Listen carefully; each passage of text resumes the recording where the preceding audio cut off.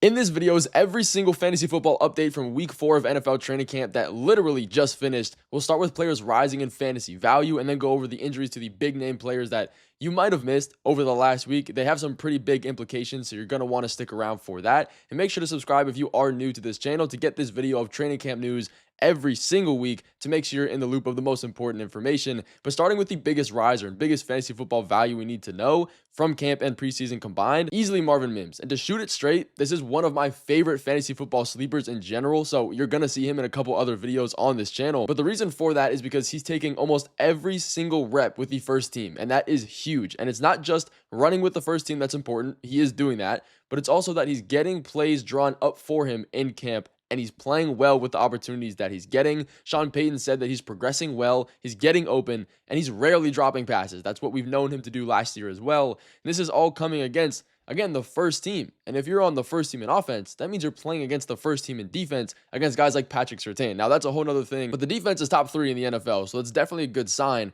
if we look at last season, he finished as the wide receiver 57. He barely saw the field. He did not have one game over a 50% snap share, so there's definitely some red flags, some drawbacks here, except for one game.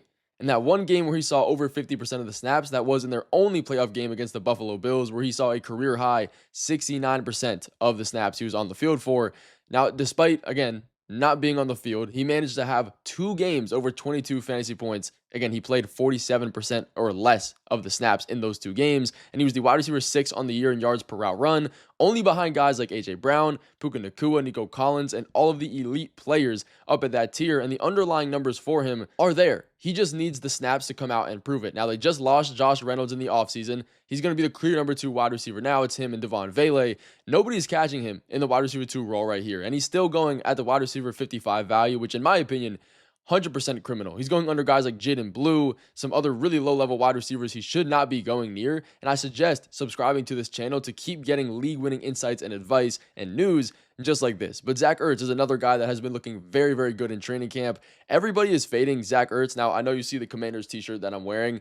This doesn't have any bias to it because everybody's worried about Ben Sinnott coming in and increasing his usage, which was the worry last year, making Ertz go as the tight end 20 right now in fantasy football drafts, despite finishing as the tight end 7 last year. Now, to be fair, tight end 7 is pretty good. He's 34 years old. There's nowhere to go but down. He probably can't be a top 7 tight end again, but tight end 20, it's almost impossible not to beat that if you're on the field, which he's going to be, because he has been one of the most targeted guys in training camp so far. He's the #1 most when Terry was out. He's also still competing now that Terry is back, holding in as of the recording of this video right now. The Commanders reports have shown that he is Jaden Daniels' safety blanket, which is just a term that everybody uses to say tight ends are their go-to guys. It makes sense. The NFL has always been that way, and he's been getting a ton of receptions, quick receptions in the middle of the field in joint practices and training camp in general so far, which is the exact same role he played in 2024. No sign is pointing towards him taking a huge regression in the year, unless obviously he gets injured, but you can't predict those kinds of things. And Ben Sinnott is not anywhere on the radar right now. Before Brock Bowers and the Sam Laportas of the world, historically, rookie tight ends take a while to be able to play in the NFL and be fantasy point reliable, more specifically, about 2 years till they can become startable. So this is a normal thing because you kind of have to learn how to play 2 positions. You have to learn how to block, be an offensive lineman at a low level, and then also be a receiver. So Ertz has locked in the tight end 1 role firmly in camp. Everything is pointing towards that over Ben Sinnott, and his ADP is just going way too low in a top scoring offense for that to make any sense. He was the tight end 7 in red zone targets last year, the tight end 12 in target share, and the tight end 10 in yards.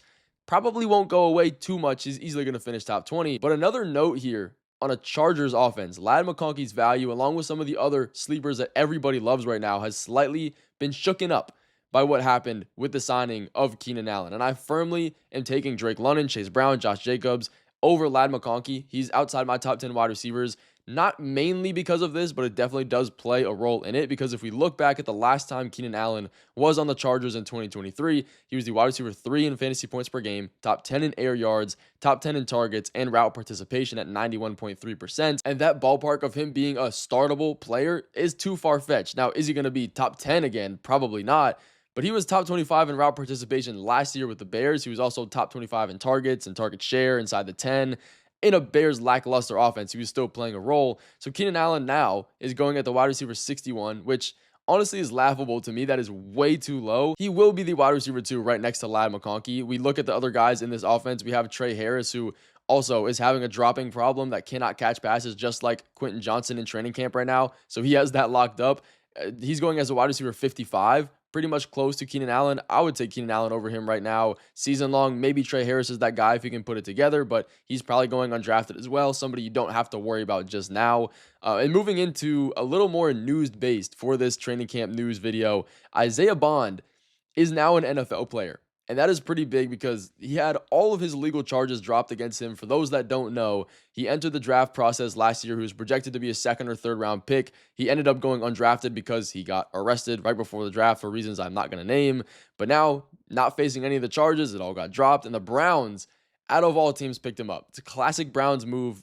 They love getting these kinds of guys. It's good news for him because the Browns have zero wide receiver competition outside of Jerry Jeudy. Without him, it's Cedric Tillman. It's Deontay Johnson, who probably won't ever touch grass for the team. He might not even make it. It's Jamari Thrash. Like, this is by far the worst wide receiver group in the entire NFL. So it shouldn't be hard for him to work into this offense at some point in the year. And this is a guy that was more productive than his offensive friend, wide receiver Matthew Golden in college, here in a 4.39 40-yard dash. Outside of those two things, he did have his inefficiencies in college. Like, he definitely wasn't some amazing prospect that is like top one. He likely won't be startable for you right away in fantasy football. I mean, he's going outside the top 70 wide receivers right now. So I don't think any consensus board, Sleeper, ESPN, Yahoo, has him marked in at all onto a team yet. They're probably sleeping. With that being said, if you're in a deeper league, dynasty league, whatever it is, Isaiah Bond is a guy you want to keep your eye on. And another reason I'm not very high on Jerry Jeudy is because of that. Now, I know the quarterback situation isn't going to be great. Joe Flacco starting is going to be the best case scenario for all of these wide receivers.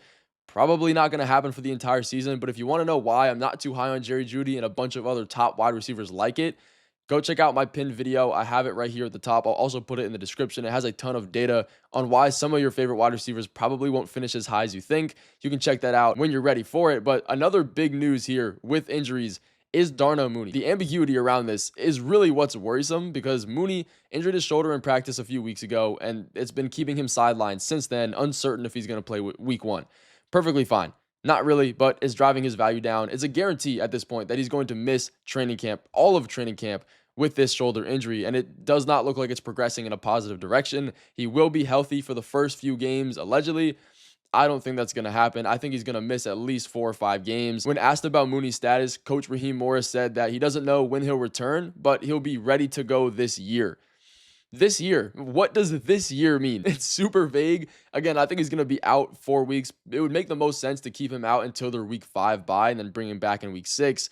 Which means his 6.6 targets per game and 21% team target share is getting dispersed between everybody on this offense. I think the beneficiaries of that is the check down game back into Bijan's role, Drake London, of course, which is why I have him over Ladd McConkey for other reasons as well, and I guess Kyle Pitts.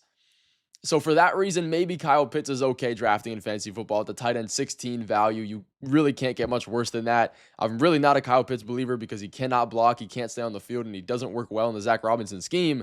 I've talked about him in some of my other previous videos, but if he's going to get more targets and he's that low, who knows? Let me know what you guys are doing with Kyle Pitts. Me personally, I'm just avoiding it altogether, but I wouldn't be mad if you take him that low in drafts. But I will continue to keep you guys updated on that Darnell Mooney situation because there is some big implications on it and other situations like that. So make sure to be followed if you aren't already. And a continuation of the injury and legal news that we've been talking about before in last week's video is Rashee Rice. His disciplinary hearing is September 30th. It has officially been set, which means he will play the first 4 games of the season.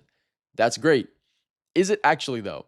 And my answer is it's worse to start the first few games of the season, have that hearing, and then possibly miss a lot after that. He's still not clear. Just because he has his disciplinary hearing and he's starting the first 4 games doesn't mean he's never going to miss any games this season. It's actually a worse situation in fantasy for him if he happens to miss the second half of the year, because there's a real chance that he's out for your fantasy football playoffs, or he's out in a 4 to 6 week game stretch when you're dealing with bye weeks, when you're dealing with other players being injured, and you have to take this guy at a wide receiver 25 value right now. None of the draft sites, ESPN, Yahoo, Sleeper, have caught up to this legal news and are really putting any effort into it. So he's still consistently being drafted as a top 30, top 25 wide receiver, which is a trap right now. I still believe there's a very, very, very high chance he gets suspended for 4 to 6 games this year. Dropping him in my rankings and the potential suspension looming is not positive. When he is playing, when he is healthy, he's going to be great. He was dealing with a little bit of a groin injury last week in practice. That's cleared up now, but if he's going to be missing time for that, who knows? If he's going in round 8 plus, if you're not drafting him as a starter, I think it's okay because you're not losing too much value. But if you have to draft him as a flex spot, I'm out because I don't want to have to deal with that headache. But that is going to finish this video. Thank you guys so much for watching. I'll catch you in the next training camp video, week 5 next week. Make sure to be subscribed for that, and I'll see you in that one. All glory to the man above.